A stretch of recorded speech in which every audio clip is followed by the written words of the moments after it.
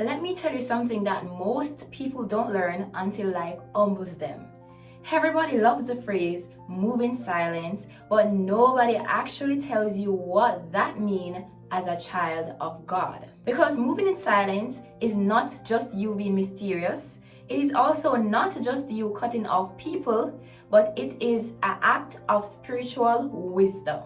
And I learned this the hard way because guess what? I actually got delayed at the airport, and we're not talking about a 2-hour, 3-hour, or 4-hour flight delay. It was not a travel issue. It was just a spiritual wake-up call for me. So if you've ever wondered why your plans keep getting delayed, or doors keep getting closed, or why your excitement keeps turning into disappointment, then this video might be the message you didn't know you needed. And by the end of this video, you are going to understand what it really means biblically to move in silence, what Proverbs says about guarding your mouth, and how to move in silence without fear, but with faith. Don't forget to like, subscribe, and share it with someone who talks way too much about what God is doing, because some of us might just be leaking our destiny or our purpose. Let's get into today's video. So we're going to start by looking at what moving in silence really is. And silence is not just the mere absence of noise. It is an intentional restraint. In order for us to get this spiritual discipline, we have to first know what silence is and how to do it. So number one, silence is not you explaining yourself to everybody. No. Silence is not you revealing or exposing your next step or move prematurely. Silence is not you trying to explain everything, and it is actually not you trying to defend yourself to everybody. It is a spiritual discipline. And as for a child of God, it is also a spiritual maturity. Because when God is working in your life, everything does not need an audience. And that is what nobody tells you. Everything does not need a crowd.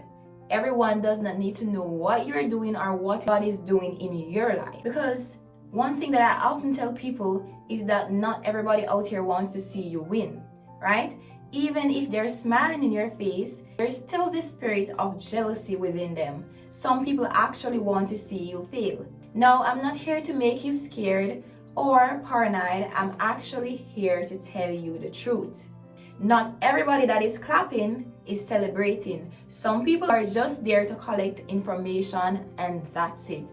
Now, the Bible itself mentions some of these scriptures as to why it is important for us as believers to move in silence and also to guard our mouth. When we look at Proverbs, for example, one of the books of wisdom, then we will see why, as child of God or as children of God, we need to protect our silence or move in silence, or to protect whatever we are releasing from our mouth. Now, we're going to start with Proverbs 29 and verse 11. Now this says that a fool uttereth all of his mind, but a wise man keepeth in until afterwards. And this is a powerful scripture because it did not say a fool talks about some things or talks sometimes. It says a fool uttereth all of his mind, so that everything that he plans, everything that is happening in his or her life, or everything that God has revealed to him or her, he speak about it. In Proverbs 21 verse 23 it says, whosoever keepeth his mouth and his tongue keepeth himself out of trouble. Now that's not just a good advice, that is a spiritual survival guide. I tell you guys, that is a spiritual survival guide. Because the truth is, some of the troubles we blame on the devil is actually because we didn't know how to be quiet. So as believers, we explain too early, we release things prematurely, we over-explain, and then we wonder why we are under so many attacks. It is because we did not guard our mouth. We didn't guard our mouth. And now I'm going to talk about why is silence a weapon for believers? Or what is the purpose of silence as a child of God? Now, silence is something that protects your information. it protects your information. God gives different instruction to different people, and when God gives you that instruction, you don't need to crowdsource it. Not everything needs a crowd, because guess what? Some people will talk you out of what God tell you. Some people will also call your faith delusional. I tell you. And some people will go to the mile of calling your obedience stupid. And so that is why when God whispers something to you, it doesn't need a crowd.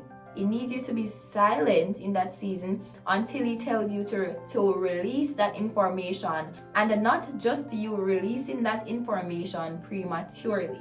And the silence is also something that can protect your confidence. Not everyone needs to know your next move. Or I tell you, sometimes these people, once they know your next move, they can plant a seed of doubt. Once you start doubting God especially, then that is dangerous. And with doubt, I need you to understand that with doubt, it doesn't always come as a negative energy, but sometimes it comes as someone being concerned, or they have a concern about what you are going to do, or is it a good idea? Are you supposed to do it? And I tell you, that is doubt right there, my friend. That is doubt right there. And it can be dangerous. Now you're going to be there looking and wondering, God, should I really do this? Was this really you? There and then, you can definitely abort the purpose or what God has told you to do, and then you find yourself walking in disobedience. So leave it, guys. Say nothing, keep it, and then you'll be more confident in what you are doing. And another thing about being silent is that it keeps your spirit clean, because when you talk too much, you open yourself up to pride, boasting, needing applause, and also validation addiction. I tell you, and I told you guys in the initial stage of this video about my testimony of me getting delayed at the airport. So it was during a time where I was supposed to travel for work, and yeah, you got through with an opportunity and you're happy, you're glad, you're excited, and you'll be like, now is the time to tell my family, my friends, that guess what, your girl got through for this. And I was excited, but I did not understand then and there the importance of being silent. And so I packed, I planned my trip, and I did everything that was necessary. I prayed and all of that. And when I got to the airport, I was there, I took my papers, and they checked my documents and so on, and they looked at it. And one of the lady that was working there, she said, on this document, it said that you were supposed to start working on the 18th, but today is the 15th, which was like the weekend, and I was supposed to start working the Monday. And I said, well, yes, but we have to go earlier and, just to plan, unpacked and get ready for work on the Monday. And the lady was like, no, you cannot leave today. I stood there for a moment because I was shocked. And I didn't know if I was sad at the moment. I wasn't sad. And the lady was, nope, you cannot leave today because this said that you're supposed to work on Monday. So we're not letting you leave the country because we're not going to pay the price for this if anything happened. And I said, okay. So I called my boss or the workplace and I told them what was happening. And so they tried to reach out. They tried to reach out to the airline and all of that. And they still denied. They said, nope, you cannot leave today. And so I realized at that moment, something fell in my spirit. Girl, you were releasing all of this, and so now you were not being spiritually wise at the moment. You were being spiritually foolish. After that, my manager or my boss, they booked a hotel for me, and so I stayed there for the weekend. And while I went to the hotel, people were there calling me, how is it? How was your first night? And all of that. And I didn't say anything to them. I didn't say, I didn't get to go or whatever. I didn't say anything. I was just quiet.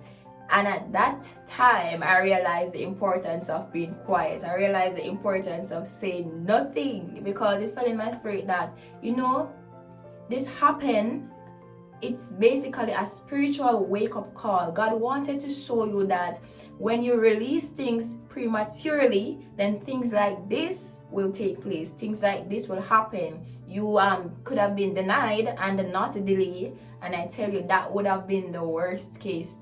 But I was delayed and not denied, and so I had a chance to go another day. But then when I heard back from my boss at my workplace, she was saying, this is the first time this is happening, because normally the other people who were coming up for work, they came even before they started working, even before the day that they were supposed to work. And I was saying, God, this is not just a coincidence.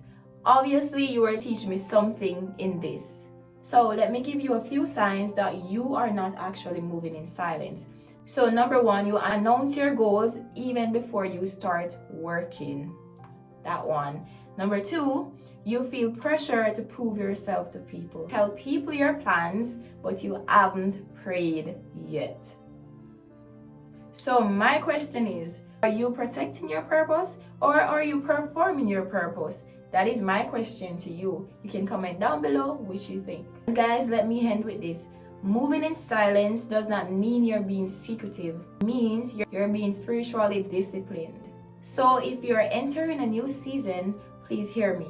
Stop announcing what God is building. Stop explaining what God is doing, and stop giving everyone access to your goals or your plans. And if this message convicted you, you are not alone, because guess what? It convicted me too. The airport delay was not just a delay, it was a lesson. And now I move differently because I understand the importance of moving in silence and the importance of not releasing things prematurely. And if this video blessed you, like, share, subscribe, and comment down below, Lord, teach me to move in silence.